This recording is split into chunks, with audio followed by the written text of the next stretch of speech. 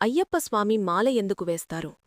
పూర్వం మహిషిని సంహరించిన తర్వాత అయ్యప్పస్వామి శబరిమలలో స్థిరపడబోతున్నప్పుడు ఒక మాట చెప్పారు. నా దగ్గరకు రావాలంటే మనస్సు, శరీరం, ఆత్మ శుద్ధిగా ఉండాలి అని. అప్పటినుండి భక్తులు ఒక సంకల్పం చేసుకున్నారు. స్వామి దగ్గరకు వెళ్లే ముందు తమ జీవితాన్ని శుద్ధి చేసుకోవాలని. అదే మాల ఆచారానికి ఆరంభం.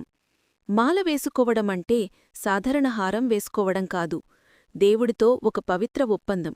ఇకనుంచి నా జీవితం నేను కాకుండా స్వామిదే అని చెప్పే వాక్యం. మనసులో ఉన్న కోపం, అహంకారం, అలవాట్లు, లోపాలను తొలగించడానికి శరీరం మరియు మనసు 41 రోజులు పట్టుసాధన చేస్తేనే పవిత్రత అందుతుంది. అందుకే మాల క్షణం నుండి భక్తుడు ఇక సాధారణ వ్యక్తి కాదు, అయ్యప్పస్వామి దాసుడు. నలుపు లేదా నీలం వస్త్రాలు ధరిస్తాడు. ఇవి కోరికల నియంత్రణకు సూచకం. నెలమీద నిద్రిస్తాడు, వినయం కోసం. నిత్యం స్వామియే శరణం అయ్యప్ప అని జపిస్తాడు, ఆత్మను శుద్ధి చేసుకోవడానికి. మాల తీసే సమయంలో కూడా గొప్ప అర్థం ఉంది. మాల వేసినప్పుడు స్వామిని హృదయంలో ఉంచుకున్నట్టు. మాల తొలగించడమంటే తీర్థయాత్ర పూర్తిచేసి స్వామి అనుగ్రహం పొందిన సూచన.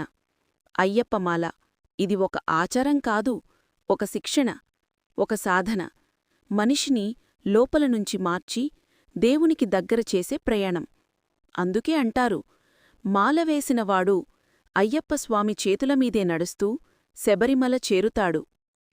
వీడియో చూసి లైక్ చేసి సబ్స్క్రైబ్ చేయండి.